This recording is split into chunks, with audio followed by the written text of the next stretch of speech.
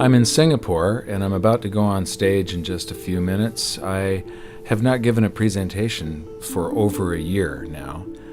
I was in a little fender bender a while back, and so I took a little bit of time off. There's this sense of urgency now. The global dollar standard was put in place by a series of accidental events that were very fortunate for the United States because it gave us an advantage over the rest of the world.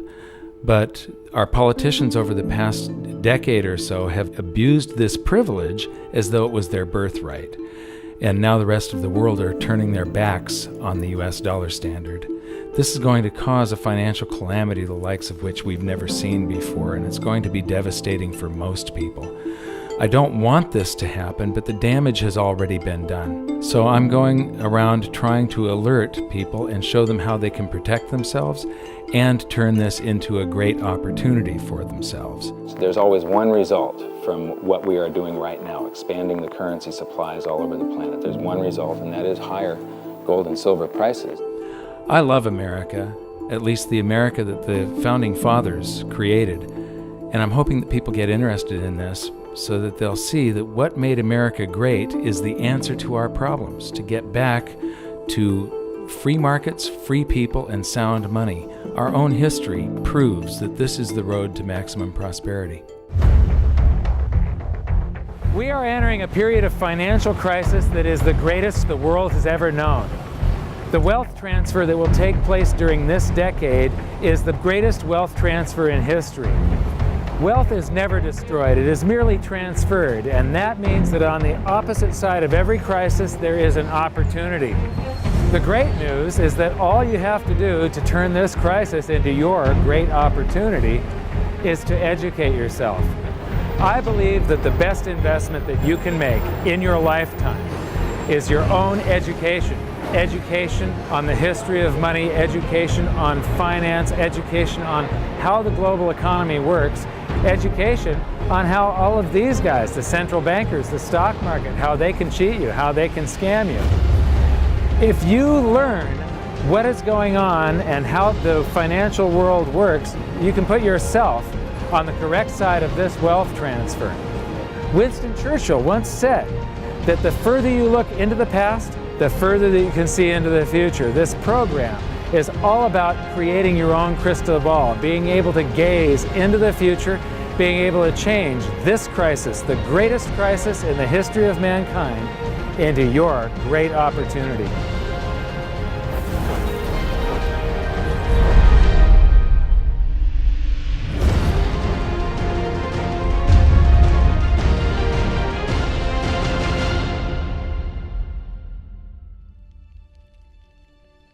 I was born in Salem, Oregon in 1956, and we moved to California when I was 4 years old in 1960.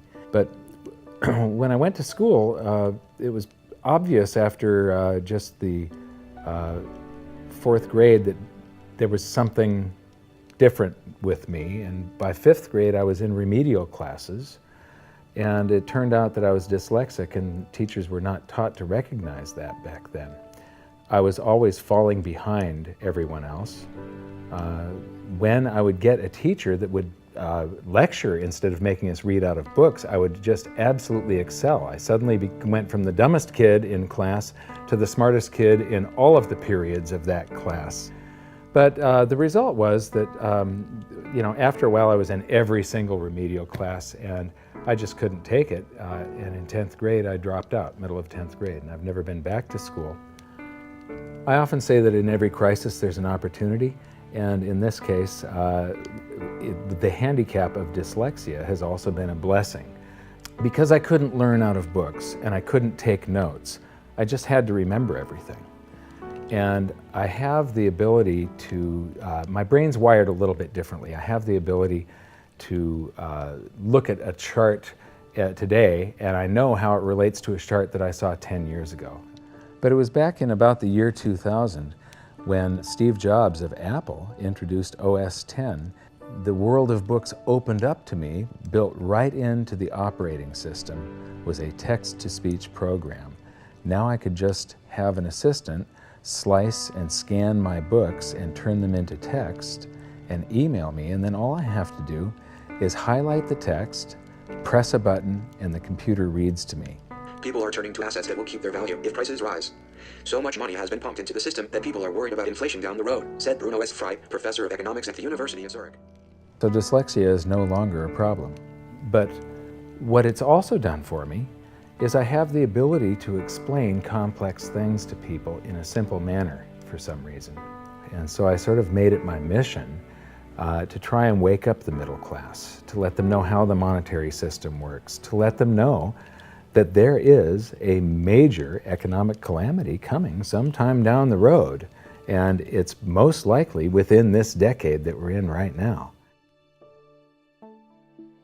The US dollar is about 60% of the value of all the currency on the planet, and more than half of the dollars reside outside the United States.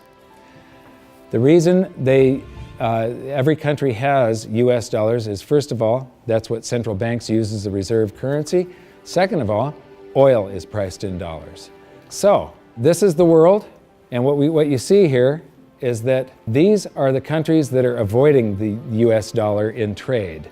They're doing bilateral agreements where they'll either hold each other's currency and settle that way, or they're establishing, like right now, they're talking about a BRICS bank, Brazil, Russia, India, China, and South Africa, having a bank that will do settlements between the countries directly without using the US dollar. These countries, they tried to avoid using the US dollar, like Iran tried, and we banned them from using SWIFT. How many here have made wire transfers before? So do you know what a SWIFT number is? It's a code that you plug in, and this SWIFT system is what transfers those dollars from one person's account to another person's account. Well, Iran decided that they were going to sell oil only in euros. They got banned from SWIFT. But there's countries right now coming up with a replacement for SWIFT, and it doesn't use the dollar, it's the Sukra system. And Iraq started selling oil for euros. In Libya, they were talking about creating the gold dinar and selling oil for gold. So those are the countries that are trying to use something other than the dollar. Then we've got gold competing with currency. And there's a lot of talk around here about the gold dinar, and there's people that are actually using gold in some of the countries over here. And then in Utah has recognized gold and silver as money again. It's legal tender currency in the state of Utah in the United States. And then you've got physical gold accumulation. I'll show you later that China is accumulating an immense amount of gold, but all the countries with an up arrow, that's gold accumulation. Then we have gold repatriation. Germany has been asking for their gold back, and they're getting it. Venezuela has repatriated their gold from the Bank of England. And then if we put this on a timeline, here's the nails in the coffin for the dollar standard, and you will see that there's not a lot of time left. This is my evidence that I think is proof that the death of the dollar is coming, and it's coming shortly. Nixon ended Bretton Woods, and we went on the dollar standard. Then the first nail in the coffin is Iraq sells oil in euros. The crisis of 2008, and we added 1.25 trillion to our base money in the United States. As we add to the base currency, people get worried about inflation. They start rushing toward gold and silver. Iran ends oil sales in dollars, and they're taking commodities in trade for oil. They're taking, in Turkey, they take the local currency and then buy gold in Turkey and export the gold to Iran. So they're basically selling oil for gold. They do the same thing with India. QE2, quantitative easing, that's more currency printing in the United States. Libya, China and Russia bypassed the dollar. They did a bilateral trade agreement where they hold each other's currency, and they do direct debt settlement without having to wire transfer US dollars. Chinese president just recently said that the dollar as the world's reserve currency is a product of the past. Utah recognized silver and gold as money. China and Iran bypassed the US dollar with a bilateral trade agreement. Venezuela repatriates its gold. China and Japan trade directly.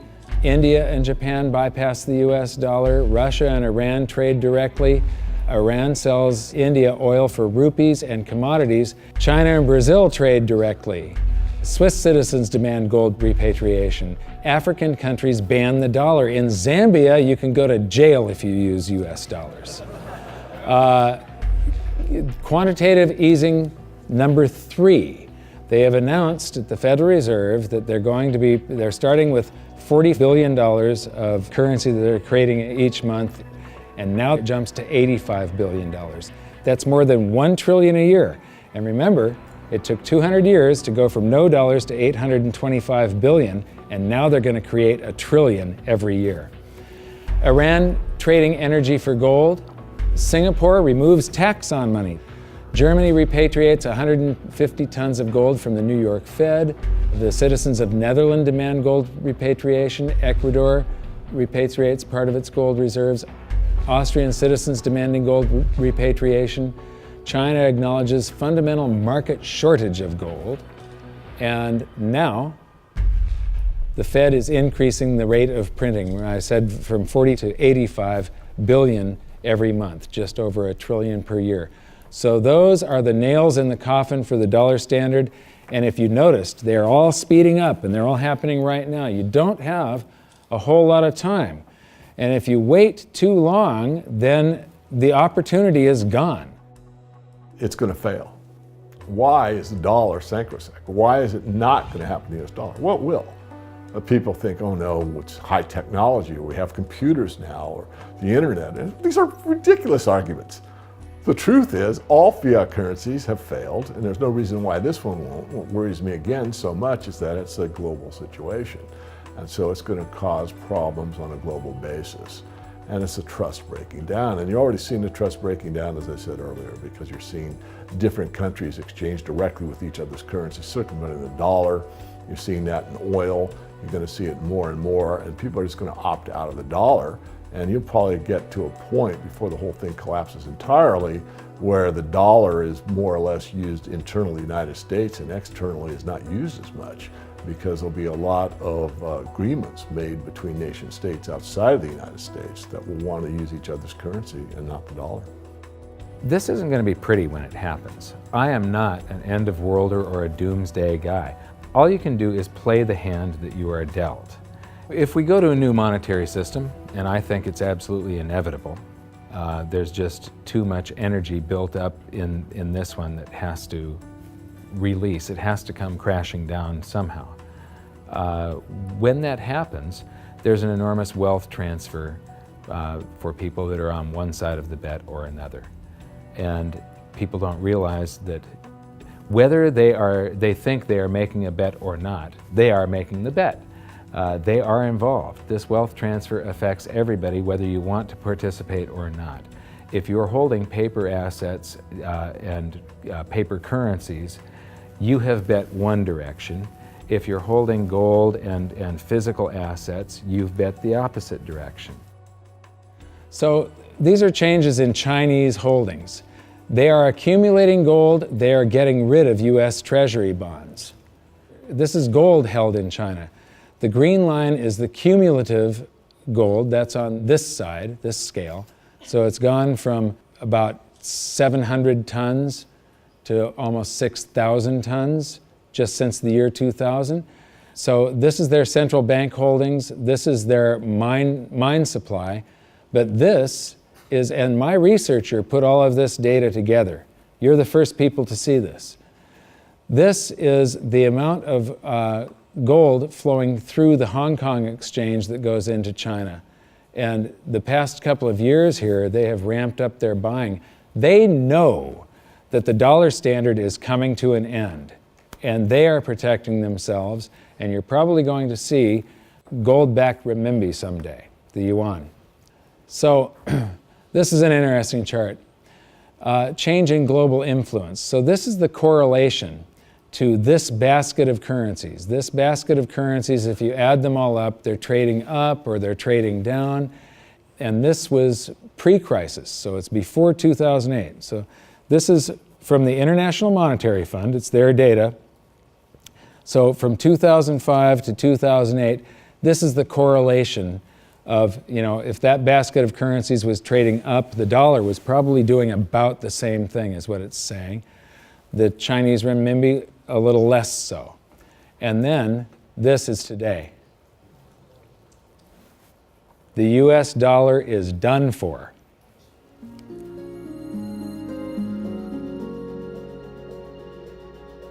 I don't think there's any question we're heading for a new monetary system. The question is what will it consist of? The four choices are sort of a world of multiple reserve currencies. And Barry Eichengreen, Berkeley, is the leading proponent of this, or leading scholar on this topic. The problem with that, and where I disagree with Eichengreen, is there's no anchor in that system.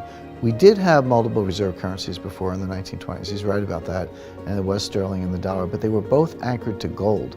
And in the post-Bretton Woods world, since 1944, it's been one reserve currency, which is the anchor, and it was anchored to gold until 1971. Since then, the dollar has been detached from gold, but all the other currencies are still linked to the dollar. So at the end of the day, we've had an anchor of some kind. We've never had a world of multiple reserve currencies with no anchor. I'm not sure that's that stable. The SDR is the second choice. The SDR is a basket currency sponsored by the IMF. At least for the time being, it's also printed money. The IMF literally prints the SDRs and ships them out to the members. And their reserves go up, exactly the way the Fed creates money and bank reserves go up. But it's not backed by anything. Third choice is gold, some variation on the gold standard.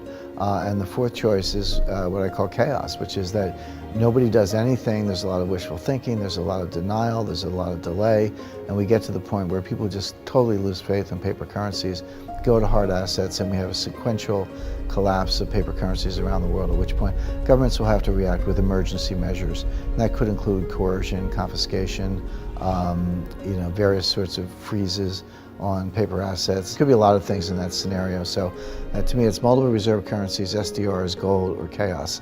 I favor gold, but I fear that we may get chaos.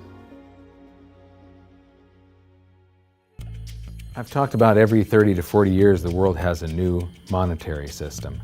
And the thing is that over the years, governments and the banks have basically screwed us more and more and more. And these new currency systems are always created by the same idiots that created the last one that fell apart. It's the big banks, it's the central banks, and it's governments that are creating these new systems each time. And each time, the system they come up with is a system that cheats the population more and enriches the government and the banks more. It's a system that transfers wealth at greater and greater speeds. This one is going to fall apart just like all of the others. There's a difference this time, though. There's the internet. People are connected all over the world. Information is spreading, and people are getting educated.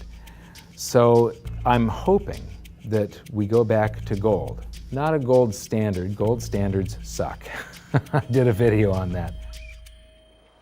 With a gold standard, there's supposed to be a certain amount of gold in the vaults for each unit of currency. In other words, it's a 1-to-1 ratio is the way it started.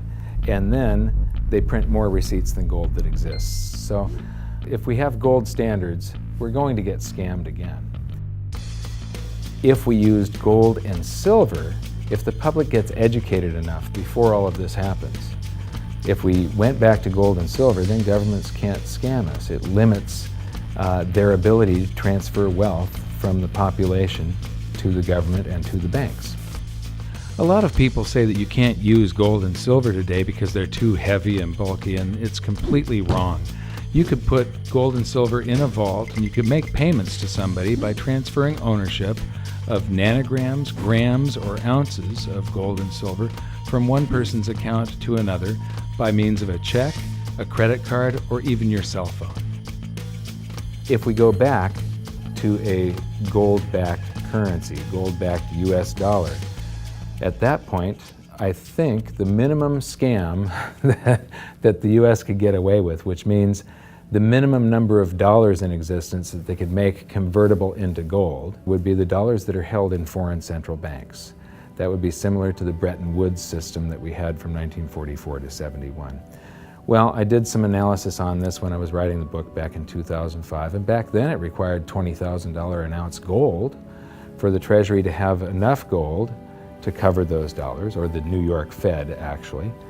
And if they were going to back all of the dollars, you're talking gold measured in the hundreds of thousands of dollars per ounce. There just isn't that much gold, and there's a whole lot of currency. We keep on printing it every minute of every day.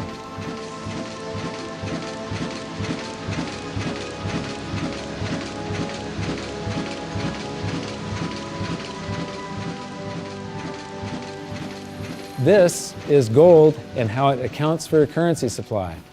This is our base money in the United States, which was gold back here from 1900 until the Federal Reserve. The amount of currency in circulation in gold were the same. And then we established the Federal Reserve and we inflated for World War I, and we had more currency in circulation than we had gold to back it. There were some bank runs in the 30s. Then Roosevelt unpegged the dollar from gold, and gold's value rose from $20 an ounce to $35 an ounce. And when it did, the value of the gold held at the US Treasury rose to meet the value of all the currency that was printed in the meantime. Here's the same chart again, but now I'm taking it out to 1971. And what you see is these gold inflows during World War I. During World War II, it's another 117% gold increase. This is what made the United States a superpower. It's all financial. It isn't our war machine necessarily. It's all the gold inflows that we got because everybody else was at war and we were isolated from it. And they had to pay us for all their consumer goods and so on. And then we jumped into the war and we inflated. And then in about 1959, countries started figuring out that we didn't have all the gold. We were printing more dollars than gold that we had to back it. And under the Bretton Woods system, they could go to the New York Fed and turn in their dollars for gold at $35 per ounce. Only foreign central banks. Individuals couldn't do that. So gold started flowing out, and the U.S. lost 50% of its gold from 59 to 71. And in the meantime, we kept on printing currency. If this had continued until it got down to zero, if there was one more dollar out there that laid claim to gold, that came in and said, we want our gold for a currency, and there was no gold to back it up, the entire world monetary system would have come crashing down. So Nixon had to take us off of the Bretton Woods system, the last vestiges of the gold standard in August 15th of 71. So here's the same chart again. There's the first chart and the second chart to 71, and now I'm taking it out to 85, and I'm adding a second line here. How many people would agree that credit cards are replacing cash in circulation? Yeah? Credit cards, you use your credit card more and more every year, right? You use cash less and less. Well, this is outstanding credit card balances. It's called revolving credit outstanding is the name of the chart that you get from the Federal Reserve. When you charge something on a credit card, you create currency. The bank didn't actually loan you anything. They invented numbers. And then they have the gall to charge you interest if you don't pay those numbers back on time. So the thing is that the merchant that you're paying, the restaurant or the grocery store, that merchant's checking account can't tell the difference between the credit dollars that you created or the cash dollars that you pay them. So to that merchant's checking account, it all looks the same. And those dollars that you created stay in circulation until somebody saves them up and pays down credit card debt. So unpaid credit card balances I include as part of the cash in circulation. And in 1971, Nixon took us off the gold standard and gold became a freely traded separate commodity/money, and it did an accounting of the currency supply. There was quite a while here where we could have gone back on the gold standard. The value of the gold at the Treasury exceeded all the dollars printed from George Washington to Jimmy Carter. And for a week or so, a couple of weeks, it exceeded base money plus outstanding revolving credit. So here's the same chart again. That was to 1985, and now I'm going to take it out to today. And so there's that 1980 peak where it shot past base money and base money plus outstanding revolving credit. And then we get to the crisis of 08.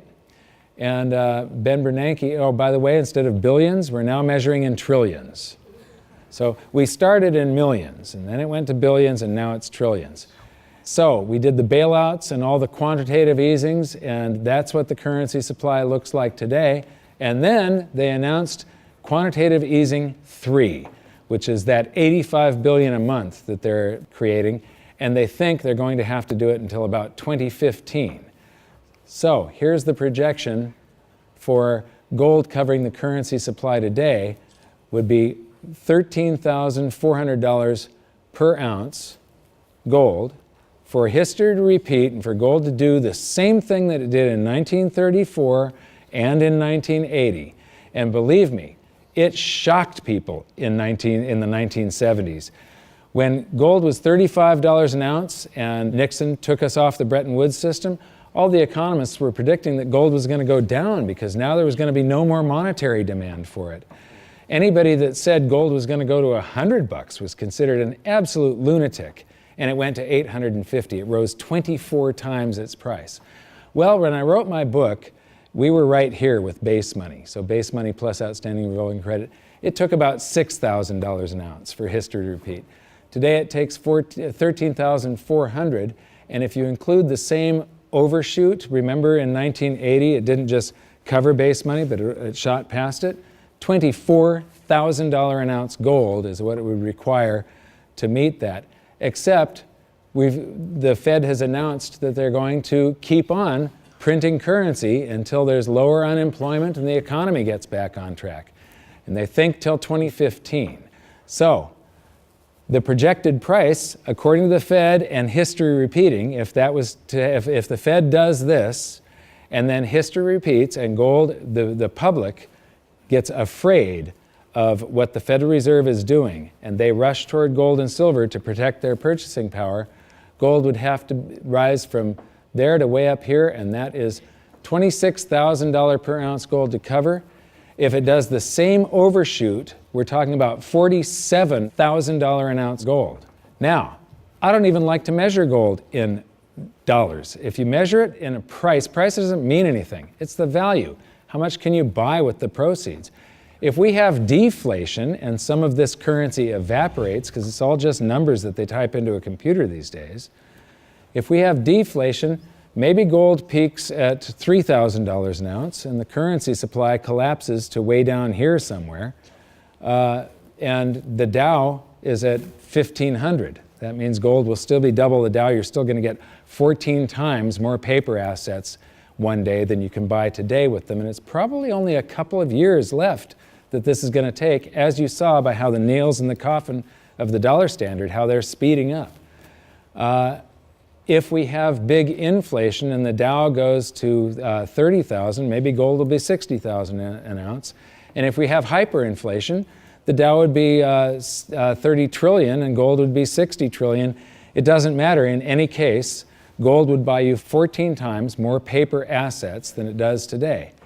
So these are the global assets. Here's the bond market. Here's the stock market. This is the value of real estate on the planet. And these are bank deposits, and there's gold. Now, that little slice of the pie is going to get a lot bigger in just the next few years, and it's not going to do it by a whole bunch more gold just appearing. It's going to do it by the price of other assets going down, or at least their value going down, and the value of gold going up. So the price of gold will change. That piece of the pie is going to grow. It was a lot bigger back in 1980 when gold was at $850. It's going to get a lot bigger today again, but today, as you've seen, it requires far, far higher prices. So, the death of the dollar standard. How many people here believe that I'm sort of predicting what's going on in the future here? You can see that there's a new world monetary system coming. It happens every 30 to 40 years, except this time, instead of a baby step off of gold, we've got to go from nothing back to something. It's going to be a worldwide convulsion, the scale of which has never been seen before. At the end of the day, the fundamental driver of gold, it's not so much that gold's in a bull market, it's more the dollar's in a bear market. And people say, well, how high can gold go? And my answer is, well, how low can the dollar go? The answer is the dollar can go to zero. If you divide any number by zero, the answer is infinity. So gold can go to infinity if the dollar goes to zero. Now, in the real world, something else will happen. It's not that gold becomes worth infinite number of dollars. It's more the case that the dollar just falls off the stage. The dollar gets the hook, so to speak, and you'll count gold in dollars to 5,000 to 10,000 at some point, but there will come a time when you won't count gold in dollars anymore because dollars won't count. People won't want dollars. There is so much opportunity in crisis, it is absolutely extraordinary. That's just not me saying that, that's just history. You read any amount of history, and I don't mean last week, I mean real history. You know, in times of crisis, it's when huge fortunes were made. Times of crisis, it's when human beings create and develop newest technologies and newest science and new medicines. In times of crisis, there's so much opportunity as long as you can remain calm, get educated, be resourceful. The challenge for most people is that in crisis, they go into crisis mode, which means they go into scarcity, they go into lack, they go into blame, and none of those emotions are resourceful for helping you solve whatever challenge is in front of you.